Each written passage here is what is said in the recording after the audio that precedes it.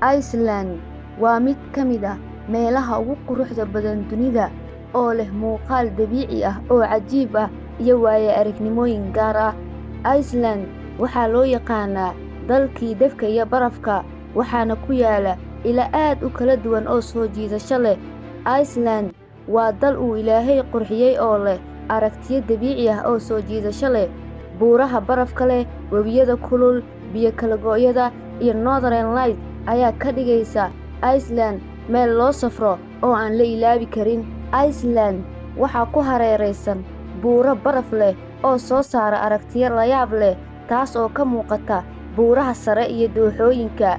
Buuraha barafka leh waxay bixiyaan muuqaal dabiici ah oo qurux badan, gaar ahaan xilliyada jiilaalka marka barafka cad uu dul saaran yahay buuraha.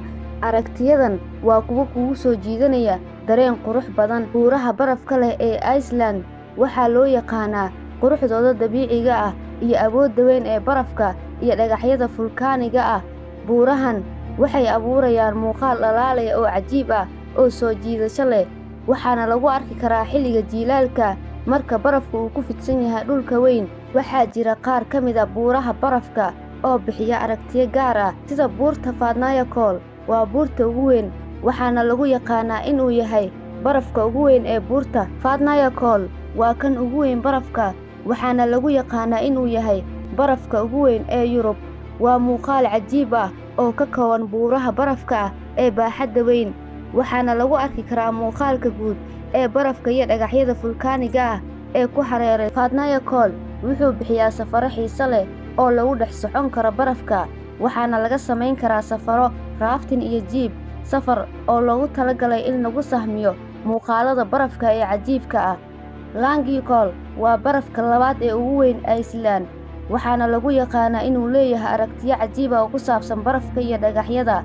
Langjökull wuxuu bixiyaa safaro gaar ah oo loogu socon karo mootooyinka iyo tijaabooyin kale oo xiiso leh. Buuraha barafka leh ee Iceland waxay leeyihiin saameyn weyn oo ku saabsan deegaanka iyo dabeecadda. Barafka ayaa ka kooban xadhig weyn ee biyaha, waxa ayna ka caawisaa in lagu xakameeyo heerarka biyaha iyo isbeddelada cimilada. Barafku sidoo kale wuxuu leeyahay saameyn gaar ah oo ku saabsan qaababka dhulka iyo isbeddelada xilliyada, isagoo samaynaya dooxooyin iyo meelo xarago leh. iyo buuraha barafka. Buuraha barafka ee Iceland waa mucjiso dabiici ah oo aan loo barbardhigi karin barafyada kale ee dunida. Waxay bixiyaan aragtiyooyin cajiib ah oo ku saabsan barafka, dhagaxyada, iyo muuqaalada kale ee dabiiciga ah. Mid kasta oo ka mid ah buurahan barafka leh wuxuu leeyahay qurux iyo awood u gaar ah. Sidoo kale, waxaa ka mid ah waxyaabaha Iceland ay kaga duwan tahay dunida inteeda kale waa ilaha biyaha kulul ee dabiiciga ah ee loo yaqaano Blue Lagoon, oo ah haro biyo kulul oo leh biyo buluug ah oo ku taala meel ku dhow magaalada Reykjavik. Waa mid ka mid ah goobaha loogu jecel yahay Iceland. Webiyada kulul ee Iceland waa meel ay dadka u tagaan nasasho iyo daaweyn dabiici ah, taasoo ka dhigaysa inay helaan waayo-aragnimo aan la ilaawi karin. Blue Lagoon waxay ku taalaa dhul fulkaanig ah oo caan ku ah geedaha iyo dhagaxyada madow. Biyaha haradan ayaa ka yimaada ilaha kulul ee dhulka hoose, kuwaas oo si dabiici ah ugu kululaanaya ilaa heerkul gaaraya 39 digrii. Biyaha ayaa leh midab buluug ah oo dhalaalaya, taasoo ka dhigaysa muuqaalka harada mid qurux badan oo soo jiidasho leh.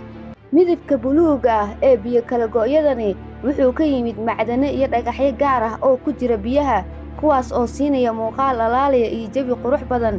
Biyaha Blue Lagoon waa kuwo hodan ku ah silica, algae, iyo mineral K, taasoo ka dhigaysa inay si gaar ah ugu fiican tahay daryeelka maqaarka.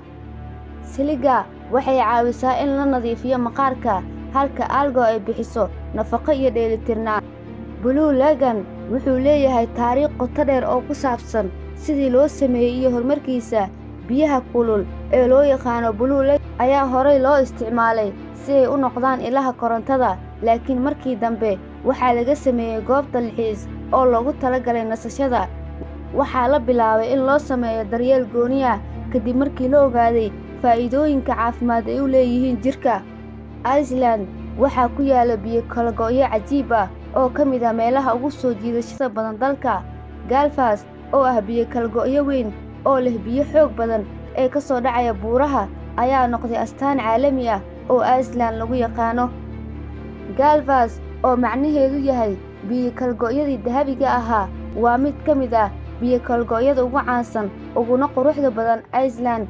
Waxay ku taalaa harada Habita ee koonfurta Iceland. Waxa ay noqotay astaan caalami ah oo ka mid ah waxyaabaha ugu soo jiidashada badan ay dadku booqdaan kadib markay ay tagaan dalka Iceland. Galvas waa muuqaal dabiici ah oo cajiib ah oo ka hadlaya awoodda iyo quruxda dabiiciga ah ee biyo kalgooyadan ay leedahay. Biyo kalgooyadan oo ka soo baxaya webiga Habita ayaa 2 jeer ku kala dhacaya 2 heer oo kala duwan, taasoo abuuraysa muuqaal cajiib ah oo aad u qurux badan.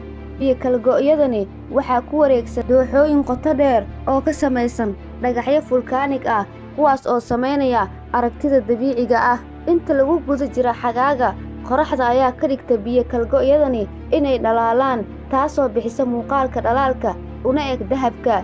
Biyo kalgooyadani xilliga jiilaalku wuxuu isu beddelaa muuqaal qabow oo barafaysan, isagoo u ekaanaya sidii wax mala'awaal ah oo la sawiray.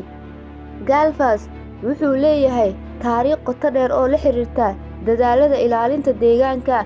Qarnigii 20aad waxaa jiray qorshe lagu dhisi lahaa warshad koronto oo ku tiirsan biyaha Galvas, taas oo laga baqay inay burburiso biyo kalgooyadani dabiiciga ah. Si kastaba ha ahaatee, halgankii ay wadeen dadka deegaanka ayaa keenay in mashruucaas laga baaqdo lana badbaadiyo biyo kalgooyadani. Tani waxay ka dhigtay Galvas mid ka mid ah astaamaha ugu horeeya ee ilaalinta deegaanka ee Iceland. Sidoo kale, waxyaabaha cajiibka ah ee dabiiciga ah waxaa ka mid ah Northern Lights, kaasoo ka soo muuqda cirka habeenkii. Iftiinkan dabiiciga ah oo leh midabyo kala duwan sida cagaar, buluug iyo casaanka ayaa sameeya aragtiyo la yaab leh oo ka mid ah waxyaabaha ugu cajiibsan ee la daawado. Daawashada Northern Lights waa mid ka mid ah waayo-aragnimada ugu xasuusta badan ee aad ka heli karto Iceland, waxayna soo jiidataa dad badan oo dunida dacaladeeda ka kala yimaada.